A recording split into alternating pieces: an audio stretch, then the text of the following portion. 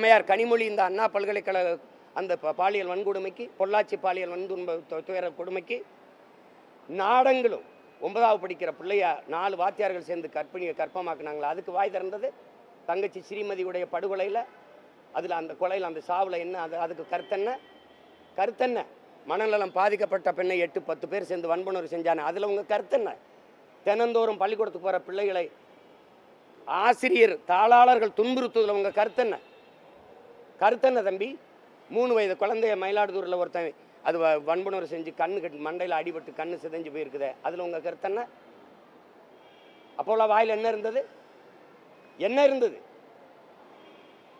ஏன்னா இங்கே யாரும் இல்லை, இங்கே முன்னாடி நிற்கிறவன் சீமான். அதனால நீங்கள் பேச வேண்டியது வருது.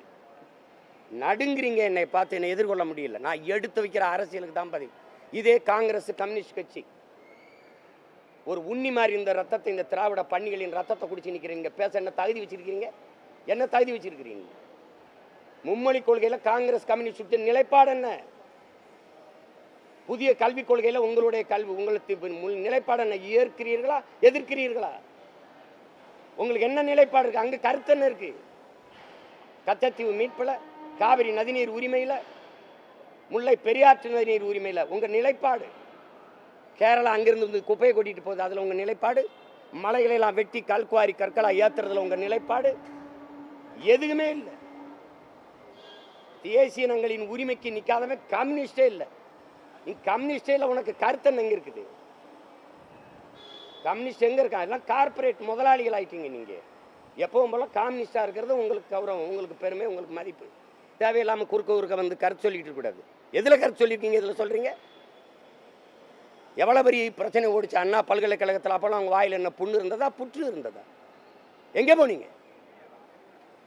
கேவலம் 4-3 சீட்டுக்கு போய் நின்றுக்கிட்ட அத்தனை அநீதி அக்கிரமத்தையும் சாய்த்துக்கிட்டு கள்ளச்சாராய் சாவில் உங்கள் கருத்து என்ன? மயிலாடுதுறையில் 2 பேர் சாராயங்காய்ச்சி நான் படிச்சுக்கிட்டு இருக்க பிள்ளைகள் தடுத்ததில் வெட்டி கொண்டுட்டானே, அதில் என்ன உங்கள் கருத்து?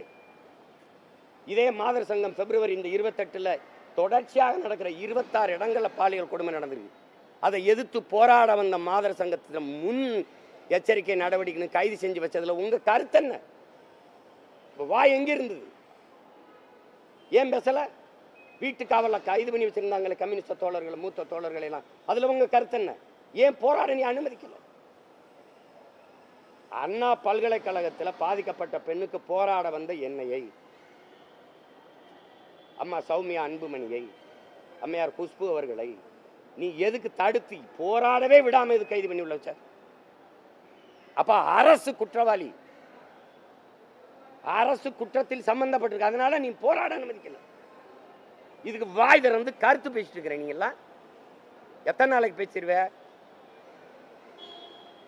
வழக்கு நீதிமன்றத்தில் இருக்கு, வழக்கு முடிவு வந்தவொன்னு பேசு, அப்ப பேசு, ஒரு தடவை பார்ப்போம்.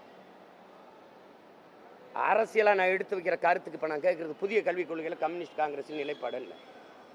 மும்மொழி கொள்கையில் உங்கள் கருத்து என்ன? இருக்கா? கேவலமா இல்லை? அதை எதிர்க்கிற கட்சியோட கூட்டணி, அதை ஆதரிக்கிற வச்சு கூட்டணி. இந்த திராவிட பன்னிகளை வேட்டையாடி ஒழிக்க வந்த புலி நான். குறுக்க ஓடிட்டு இருக்காத. நீ ஒட்டுண்ணி ரத்தம் குடிச்சா தனியாக போய் நின்றணும். கருத்து சொல்லிக்கிட்டு கூடாது. விளையாட்டு பண்ணிட்டு அலைகிறீங்க நீங்கள். வா, வந்து மலையை பாதுகாக்க வந்து போராடு. நிலத்தின் வளத்தை களை கொடுத்துக்கிட்டு கம்யூனிஸ்ட்னு மரியாதை வச்சுருந்தோம். புரட்சிங்கிற வார்த்தையை, போராட்டம் வார்த்தையை கற்றுக் கொடுத்தவங்கிறதுனால ஒரு மதிப்பு. அது சும்மா தேவையில்லாமல் இதுக்கெல்லாம் ஒரு கருத்து. இது கம்யூனிஸ்ட்னு ஒரு கட்சி இருக்கா? எதுக்கு தேவைப்படுது கம்யூனிஸ்ட் சொல்லுங்கள். எதுக்கு தேவைப்படுது தம்பி? கம்யூனிஸ்டுங்கிற ஒரு கட்சி இந்த நாட்டுக்கு எதுக்கு தேவைன்னு சொல்லுங்க.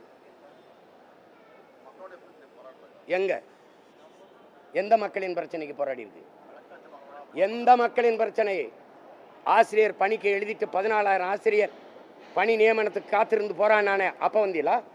போக்குவரத்து தொழிலாளர்கள் எங்களுடைய பிடித்த தொகை தான் போராடினீங்களா? இல்லை இந்த பகுதி நேர ஆசிரியர் முழு இதுக்கு பணி நிரந்தரம் பண்ணுங்கன்னு சொல்கிறாங்களா, அதுக்கு போராடினீங்களா? அதுக்கு வந்தீங்களா? அப்புறம் சம வேலை சம ஊதியம்னு சொல்லி போராடும்போது வந்தீங்களா? எதுக்கு வந்தீங்க? எந்த இடத்துல எந்த மக்களின் பிரச்சனை? செவிலியர் போராட்டம், இல்லை வேளாண்குடி மக்களின் போராட்டம்? இப்போ கல் இறக்கிற போராட்டத்தை ஐயா நல்லசாமி தொடர்ச்சியாக எடுக்கிறாரு, அது உழவர் குடிகளின் பிரச்சனை இல்லையா? இப்போ மீனவர்கள் ராமேஸ்வரத்தில் உண்ணா போராடிட்டு இருக்காங்கல்ல, அது மக்களின் பிரச்சனை இல்லையா? அதுக்கு எங்கே போச்சு காங்கிரஸ் கம்யூனிஸ்ட்லாம்? போராட்டம்ங்கிற சொல்லு உங்களுக்கு எங்கே இருக்குது?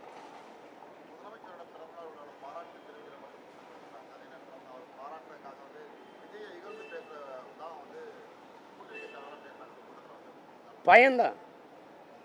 இந்த திருட்டு கூட்டத்தை தவிர வேற ஒரு புதிய அரசியல் ஆற்றல் இந்த நிலத்தில் முளைச்சிடக்கூடாதுங்கிற அச்சம்தான். ஒரு திருடனுக்கு திருடன் பாதுகாப்பாக இருப்பான். அதை அண்டி ஒண்டி வாழ்கிறவ எதை எதிர்த்து பேசுவீங்க? எந்த கொள்கை, எந்த இடத்துல நீங்கள் திமுகவை எதிர்த்து கருத்து சொல்கிற இடத்துல இருக்கிறீங்க? தம்பி, மல்லிகை பூவாலையும் மயில இறகாலையும் வருடி விடுவதல்ல கூட்டணிங்கிறது. அது கூட நின்றுக்கிட்டு எதில் உங்களுக்கு கருத்து சொல்ல முடியுது? எதில் உங்களுக்கு கருத்து சொல்ல முடியுது? சரி, இவ்வளோ பேசுனீங்க. என் வீட்டில் வந்து ஆள் இருக்கும்போது எல்லாரும் இருக்கும்போது எதுக்கு கதவுல அழைப்பானையை ஒட்டணும்? அது அவசியமானதா? அந்த அழைப்பானை ஓட்டினதோட காவல்துறையின் வேலை முடிஞ்சிருச்சுல. கிழிச்சா என்ன, அதை வச்சுருந்தா உனக்கு என்ன? கிழிச்சதுக்கு எதுக்கு நீ அடித்து சீரோட இல்லாத காவலர் உள்ள அனுப்ப அடித்து இழுத்துட்டு போனேன்? அதுவும் ஓய்வற்ற ஒரு இராணுவ வீரரை, என் வீட்டில் இருக்கிற ஒருவரை அடித்து இழுத்துட்டு போகிற அளவுக்கு ஒரு குற்றம் இல்லையே? அதை சிறைப்படுத்துகிற அளவுக்கு ஒரு குற்றம் இல்லையே? இதையெல்லாம் பேசாத கம்யூனிஸ்ட்டு என்ன கம்யூனிஸ்ட்டு? ஏன் ஐயா அன்புமணி பேசியிருக்காங்க, அம்மா திலகபாமா பேசியிருக்கிறாங்க, இயக்கங்கள் எஸ்டிபிஐ அண்ணன் தடா ரஹீமு, அண்ணாமலை தம்பி பேசியிருக்காரு. மற்றவங்க நியாயத்தை பேசு. வழக்கு நீதிமன்றத்தில் இருக்குது, வழக்கு என்ன தீர்ப்பு வருதோ அதுக்கப்புறம் தான் நீங்கள் பேசணும். விசாரணை இருக்கும்போது நீ எப்படி என்னை குற்றவாளின்னு சொல்லுவ? நீயே தீர்ப்பு எழுதி படிப்பிய? மதிப்புமிக்க பெரியவர்கள் அந்த மதிப்போடு போய் அரசியல் இதுவரை வாய் திறக்காமல் இப்போ திறக்க வேண்டிய தேவையாக வந்தது. இத்தனை கேள்வி கேட்டல, இதுக்கெல்லாம் வாய் திறக்கலை. நீங்கள் செய்ய வேண்டிய வேலையை நான் செஞ்சுக்கிட்டு இருக்கேன். ஏன்னு கேளு, நான் தான் உண்மையிலே கம்யூனிஸ்ட். இவங்கெல்லாம் சொல்கிறாங்க, இவங்கெல்லாம் அது பாலிகள் அப்படின்னு. இருங்க, நான் சொல்கிறதுக்கு நான் பேசுகிற தலைவருக்கு தான் பேசிட்டு இருக்கிறேன். பேசுகிற தலைவர் பெருமக்களுக்கு சொல்கிறேன். நீங்கள் தான் சொல்கிறீங்க வந்து என்ஜாய்மெண்ட் வித்தவுட் ரெஸ்பான்சிபிலிட்டி. யாராவது பாசத்துக்கு பிள்ளைய பெறுவானா? தேவைன்னா அவள் போயிட்டு அப்படியே போயிட்டு இருக்கு. இதுக்கெல்லாம் கல்யாணத்தை பண்ணிக்கிட்டு இதுக்கெல்லாம் குடும்பம்னு வாழ்ந்துக்கிட்டவனாவது இருப்பானா? என்ஜாய்மெண்ட் வித்தவுட் ரெஸ்பான்சிபிலிட்டின்னு ஐயா இங்கிலீஷ்லேயே சொல்கிறாரு. அப்படின்னு சொன்னது யார்? உங்கள் ஐயா சொன்னார்னு இப்போ இருக்கிற ஐயா சொல்கிறாரா இல்லையா? சொல்கிறார். இப்போ என்ஜாய்மெண்ட் வித்தவுட் ரெஸ்பான்சிபிலிட்டி சொன்னவர் உங்கள் பெரியார். ஒன்று பெரியாரை தலைவராக ஏற்றிருக்கிறீங்க. அப்போ என்ஜாய்மெண்ட் வித்தவுட் ரெஸ்பான்சிபிலிட்டியில் உங்கள் ரெஸ்பான்சிபிலிட்டி இங்கே என்ன? இல்லை, அம்மையார் கனிமொழிக்கும் சேர்த்தான் கேட்குறேன். இந்த கம்யூனிஸ்ட் தோழர்களுக்கு தான் கேட்குறேன். பெரியாரை பெரியார்னு தலைக்கு மேலே வச்சு கொண்டாடுறீங்களே, அவர் சொன்னது தான். இப்போ அவர் சொன்னதை தான் நான் செஞ்சேன்னு வச்சுக்கிறேன். இப்போ எதுக்கு நீ உனக்கு என்ன இப்படி பிரச்சனை ஆகுது? ஏப்பா உங்கள் தலைவர் சொன்னது தான்ப்பா நாங்கள் கடைப்பிடிக்கிறோம்.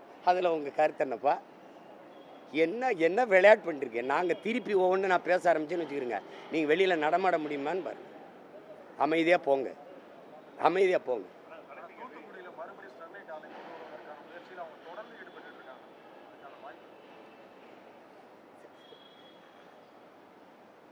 அதை திறக்க விடுறதுக்கு அண்ணன் இவ்வளோ பெரிய படையை வச்சுக்கிட்டு இயங்கிக்கிட்டு இருக்கேன்.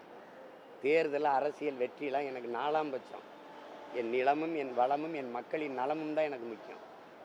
மக்களுக்கென்று ஒரு படை இல்லை என்றால் மக்களுக்கென்று ஒன்றுமே இல்லைங்கிற அம்மா செத்து. இப்போ என் மக்களுக்கென்று ஒரு படை இருக்குது. அது நாம் தமிழர் என்கிற அரசியல் புரட்சி படை. தேர்தலில் நிற்பேன், நிற்கலே நான் போவேன். ஆனால் என் மக்கள் இந்த நிலத்தின் வளத்தையும் பாதுகாக்கிறது, மக்களின் நலத்தை நிலத்தின் வளத்தை யார் கெடுத்தாலும் தடுத்து போராடுற வேலை எங்களோடது. நீ திறந்துரு பார்ப்போம் ஸ்டெர்லைட்டை, நீ திறந்துரு. இந்த திராவிட கூட்டம் மாதிரியா? நாங்கள் வந்தால் துப்பாக்கி சூடில் அதில் ஈடுபட்டவர்கள் 2 மாதத்தில் நாங்கள் நீதியை பெற்றுக் கொடுப்போம், தண்டனை பெற்றுக் கொடுப்போம். என்ன நடந்தது? கொடநாடு கொலைக்கு என்ன விசாரணை? பொள்ளாச்சி பாலியல் வன்புணர்வுக்கு அந்த கொடுமைக்கு என்ன விசாரணை? அந்த காணொலி இப்போ மறுபடியும் வெளியிடுவோமா?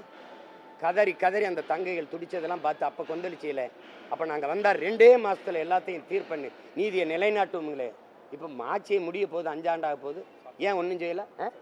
சாத்தான் குளத்தில் எல்லாமே சொன்னீங்க, எங்கே செஞ்சீங்க? கொடநாட்டில் கொலை நடந்ததா இல்லையா? எல்லாருக்கும் தெரியும். 5 பேர் செத்தானா இல்லையா? செத்தான். யாரோ ஒருத்தன் கொண்டிருக்கான். ஒரு நொடி கூட, ஒரு நிமிடம் கூட மின்சாரம் அணையாத இடத்தில் 1 மணி நேரம் மின்சாரம் எப்படி அணைஞ்சது? யார் கேட்டது? அதுக்கான விசாரணை இல்லை. யார் குற்றவாளி? எந்த நோக்கத்துக்காக கொலை நடந்தது? இந்த பொள்ளாச்சியில் கூட்டு பாலியல் வன்கொடுமை நடந்திருக்குதே, அதை அதை நிகழ்த்தியவர்கள் யார்? பின்னணி யார்? ஏன் அது குறித்து விசாரணையே இல்லை? எல்லாருடைய கவனமும் இதிலே இருக்குதே. காரணம் என்ன? ஏன்னா காரணம் சீமான். விளங்குதா? அப்ப நீ என்னை எதிர்கொள்ள முடியல. நான் நிக்கிற உயரம் 8ங்கிறான், 16ங்கிறான், 16 32 நான் என்ன ஆகும்னு உங்களுக்கு தெரியும். அது ஆகும். பார்க்க தானே போறீங்க 26ல். முடிவுக்கு வரணும்னு தான் நான் வழக்கு தொடுத்தேன். நீங்கள் அதை விரும்பலை, இழுக்கிறீங்க. என்னை அவமானப்படுத்துறது, சிதைச்சிறதுன்னு நினைக்கிறீங்க. நான் எல்லா மக்களும் என்னை கவனிச்சுட்டு தான் இருக்காங்க. நீங்கள் என்னை சமாளிக்க முடியாமல் இந்த அவதூறையே சுமத்தி சுமத்தி என்னை வந்து அது என்னை எப்படி சொல்கிறதுங்க, இது சிரமப்படுத்துறீங்கன்னு எல்லாருக்கும் தெரியுது. பார்க்கத்தானே போகிறீங்க நீங்கள். அது ஒரு முற்று வரும், விரைவில் வரும்.